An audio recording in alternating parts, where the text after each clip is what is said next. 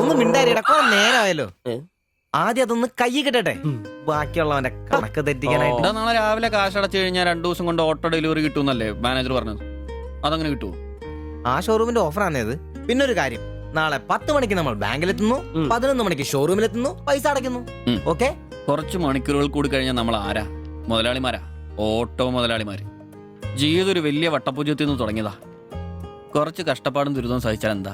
അധ്വാനിച്ച കാശ് കൊണ്ട് നമ്മൾ ആഗ്രഹിച്ചത് സ്വന്തമാക്കുമ്പോൾ ഒരു സുഖം, അതാ ഇപ്പൊ ഉള്ളതെന്നറിയാം. ശരിയാ, ഇത് നുള്ളിപ്പെറുക്കിയെടുക്കാൻ നമ്മൾ അനുഭവിച്ച കഷ്ടപ്പാട്.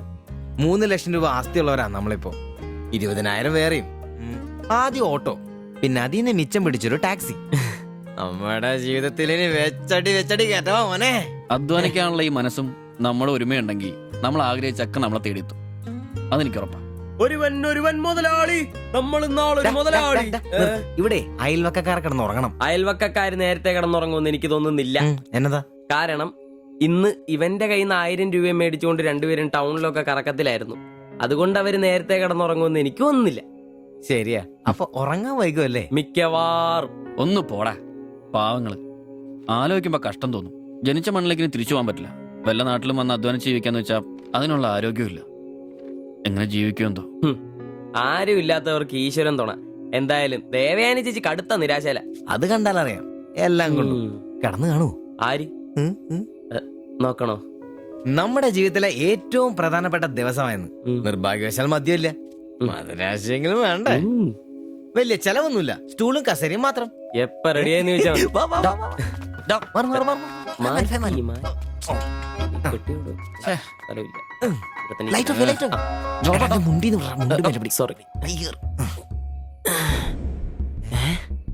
എന്നെ ഉറക്കടോ അത്?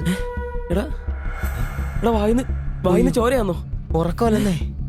എടാ സിബി വിളിക്ക്, എന്തോ പന്തികേടുണ്ട്. സിബി വിളി. എന്നാടാ എന്നാ? ഒന്ന് കേറി നോക്കണേ, എന്താ എന്നാ പറ്റിയെന്നറിയില്ല. അയ്യോ എടാ പിടിച്ചു കയറി നോക്കി.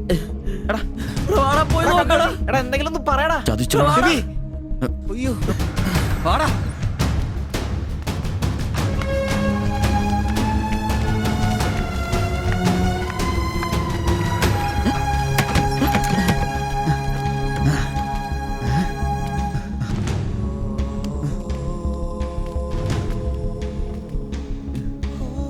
Bye bye. എടാ വിഷമാടാ. ജീവനുണ്ടാ, വണ്ടി വിളി വേഗം.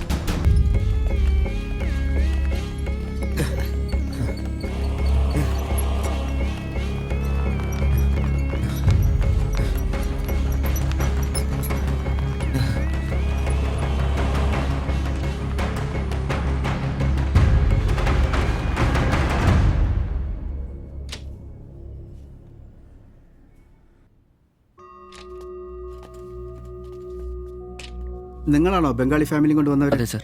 നിങ്ങൾ അവരുടെ തൊട്ടപ്പുറത്തുള്ളവരാ. ഓ, അവർക്കിപ്പോ ഒന്നും പറയാറായിട്ടില്ല.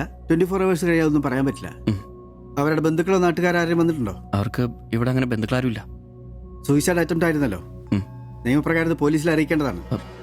മാത്തച്ചൻ സാർ എന്നെ വിളിച്ചിരുന്നു. ഇപ്പോൾ തൽക്കാലം ഞാനത് പോലീസിൽ അറിയിക്കുന്നില്ല. പക്ഷെ അവർക്ക് എന്തെങ്കിലും സംഭവിച്ചാൽ ഐ എം ഹെൽപ്ലെസ്.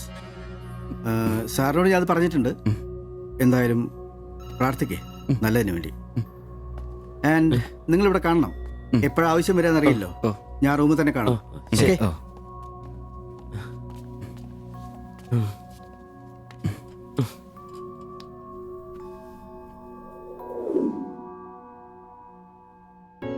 ഓ, ഓർക്കാൻ പറ്റുന്നില്ല. നമ്മൾ നോക്കാൻ കുറച്ചുകൂടെ വൈകിയിരുന്നെങ്കിൽ.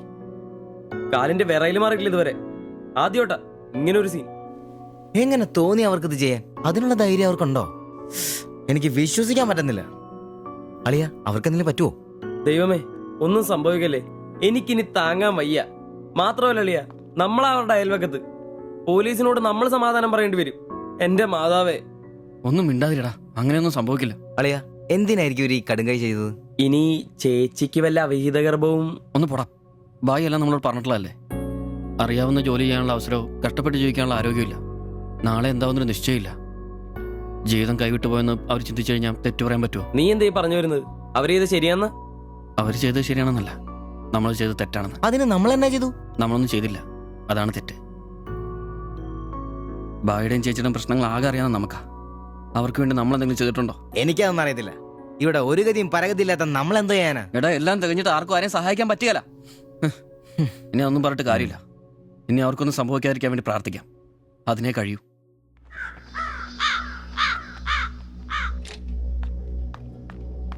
സിസ്റ്ററെ ഒന്ന് കാണാൻ പറ്റുമോ? വെയിറ്റ് ചെയ്യൂ, സിസ്റ്റർ, പറയാം.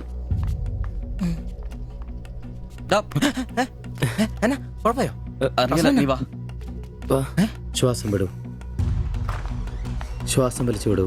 Doctor, Yes. ഐസിയുലെ പേഷ്യന്റിന് സീരിയസ് ആണ്. ജസ്റ്റ് വെയിറ്റ്, ഞാനിപ്പോൾ വരാം. പേടിക്കാനൊന്നുമില്ല. He is perfectly all right now. ഞാൻ അയാളോട് സംസാരിച്ചിരുന്നു. മനഃപൂർവ്വം ചെയ്താണെന്ന് അയാൾ പറയുന്നത്. എന്തോ സാമ്പത്തിക വിഷമം. അയാളൊരു ഹാർട്ട് പേഷ്യന്റ് കൂടിയാണ്. വാൽവിനൊരു പ്രോബ്ലം. അതിന്റെ വലിയ നിരാശയിലാണ്. അപ്പോ ആ ചേച്ചിക്ക്? ഏയ്, അവർക്ക് കുഴപ്പമൊന്നുമില്ല. റിക്കവർ ചെയ്യാൻ സമയമെടുക്കും, ദാറ്റ്സ് ഓൾ. ശരി. നിങ്ങൾ 3 പേര് ഇന്നലെ ഇവിടെ ഉണ്ടായിരുന്നു അല്ലേ? ഉവ്വ് ഡോക്ടർ. നിങ്ങൾ ഈ ചെയ്തത് വലിയൊരു കാര്യമാണ്. അന്യദേശത്ത് നിന്ന് ഇവിടെ വന്ന് താമസിക്കുന്ന ആളും പേരും ഇല്ലാത്തൊരു കുടുംബത്തെ സഹായിക്കാൻ മനസ്സുണ്ടാവുക എന്നുള്ളത് really great. I appreciate you. കാര്യങ്ങൾ പറയാൻ നിങ്ങളെ ഉള്ളൂ എന്നതുകൊണ്ട് പറയാണ്. ഇവരുടെ കാര്യത്തിൽ ഇനി അല്പം ശ്രദ്ധ വേണം. ആ കുമാർ കടുത്ത നിരാശയിലാണ്. ഇനിയും ഇത് ആവർത്തിച്ചേക്കാം. രോഗവും സാമ്പത്തിക ബുദ്ധിമുട്ടും ഒക്കെ അയാളെ വല്ലാതെ തളർത്തിയിരിക്കുകയാണ്. നിങ്ങൾക്ക് ടെൻഷൻ വേണ്ട. ഒരു ശ്രദ്ധ വേണമെന്ന് ഓർമ്മപ്പെടുത്തിയെന്നേ ഉള്ളൂ. ഇവിടെ കൗൺസിലിംഗ് കാര്യങ്ങളൊക്കെ ഉണ്ട്, നമുക്ക് നോക്കാം. ശരി ശരി. And one more thing please. എന്താ സർ?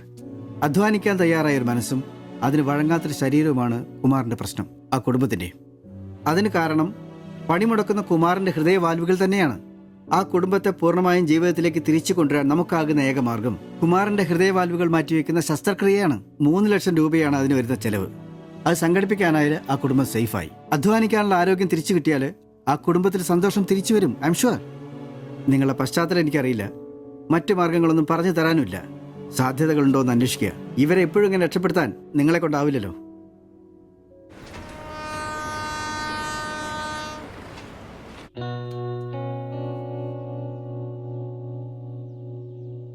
ഇന്നാണ് ഓട്ടോ ബുക്ക് ചെയ്യേണ്ട ദിവസം. അവരിങ്ങനെ ആശുപത്രി കിടക്കുമ്പോ അയാളുടെ ഓപ്പറേഷനുള്ള പൈസ നമുക്ക് കൊടുത്താലോ? നിനക്കെന്നെ പ്രാന്താന്നോ? എടാ 3 ലക്ഷം രൂപ വിലവർക്കൊക്കെ. എടാ, നീ എന്നെ ഈ പറയുന്നേ? നമുക്ക് ഓട്ടോറിക്ഷ വാങ്ങണ്ടേ? രക്ഷപ്പെടണ്ടേ? നമ്മൾ ചെറുപ്പല്ലേ അളിയാ. അധ്വാനിക്കാനുള്ള മനസ്സും അതിനുള്ള ആരോഗ്യം ദൈവം നമുക്ക് തന്നിട്ടില്ലേ? എടാ, രാവും പകലും കഷ്ടപ്പെട്ട് അധ്വാനിച്ചുണ്ടാക്കിയ കാശാ അത്. അത് ചുമ്മാ ആർക്കെങ്കിലും ഒക്കെ കൊടുക്കാന്നൊക്കെ പറഞ്ഞ. അളിയ, നീ ഒന്ന് ആലോചിച്ച് നോക്ക്. നമ്മൾ വിചാരിച്ച ആ കുടുംബത്തിന് എന്നേക്കുമായിട്ട് ജീവിതത്തിലോട് തിരിച്ചുകൊണ്ടുവരാൻ സാധിക്കും. ഇനി അങ്ങനെ ചെയ്തില്ലേലും നമ്മളോട് ആരും ചോദിക്കല്ല. പക്ഷെ ചെയ്താ നമ്മൾ ഇന്ന് വാങ്ങാനിരിക്കുന്ന ഓട്ടോയെക്കാളും ഇരട്ടി വിലയുള്ള സമ്പാദ്യമായിരിക്കും അത്. ഇങ്ങനെയൊക്കെ ചിന്തിക്കുന്നതുകൊണ്ട് തന്നെ നമ്മളൊരിക്കലും ഗതി പിടിക്കാത്തത്. ഇടാ, നമ്മൾ ഗതി പിടിക്കാൻ വൈകുന്നതുകൊണ്ട് വേറെ ആരെങ്കിലും ഗതി പിടിക്കുന്നുണ്ടെങ്കിൽ അത് നല്ലതല്ലേ?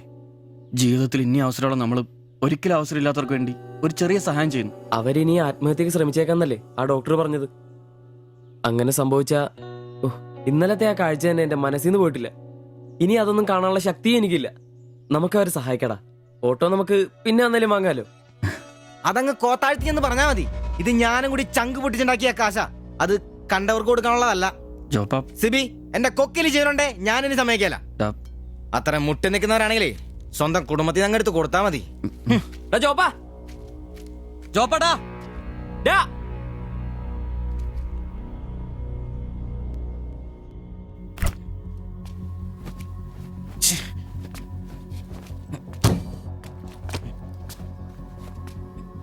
ഡാ ജോപ്പാ.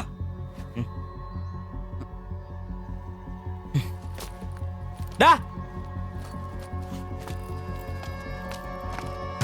ജോപ്പ, നിനക്കെന്താ പ്രാന്താണോ?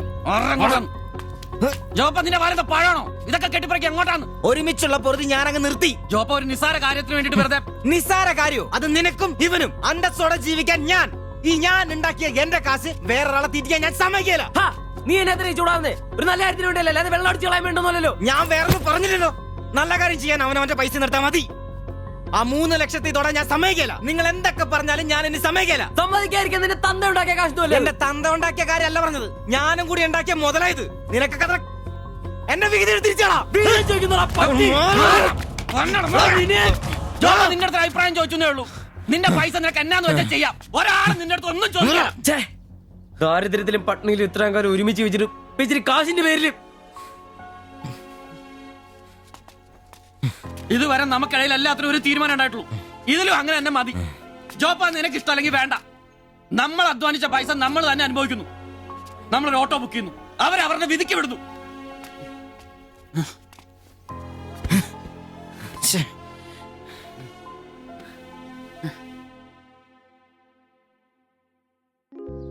ഇതാ congratulation. Thank you sir. All the best. Thank you sir.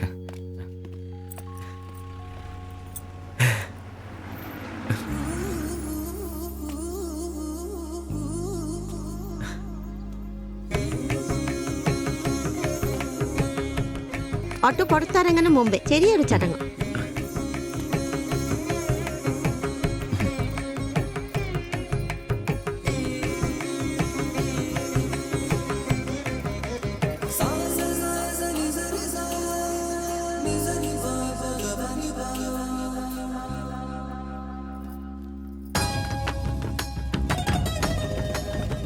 എല്ലാം മംഗളായില്ലേ?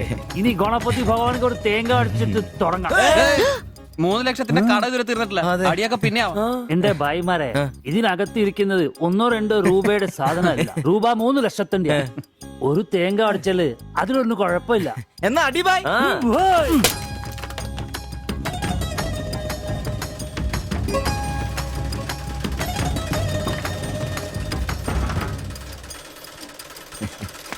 അപ്പോ ഞങ്ങളും ഒരു ഓട്ടോ മുതലാളിമാരായി. നമുക്കിത് ആഘോഷിക്കണ്ടേ? ഇനി മുതൽ നന്നായിട്ട് അധ്വാനിക്കണം. രൂപ 1-2 അല്ല CC-കാർ ലോൺ തന്നിരിക്കുന്നത്. ഭായ് വിഷമിക്കണ്ട, ഞങ്ങളും ഉണ്ടല്ലോ നിങ്ങളുടെ കൂടെ. എനിക്ക് ഐശ്വര്യമായിട്ട് ജോലി തുടങ്ങിക്കോ. ചുരിദാറും ബ്ലൗസും തയ്ച്ച് വരുമാനം കൂട്ടാനുള്ളതാ. ഓക്കെ അപ്പോ ജയ് ബംഗാൾ, ജയ് തിരുവിതാംകൂർ.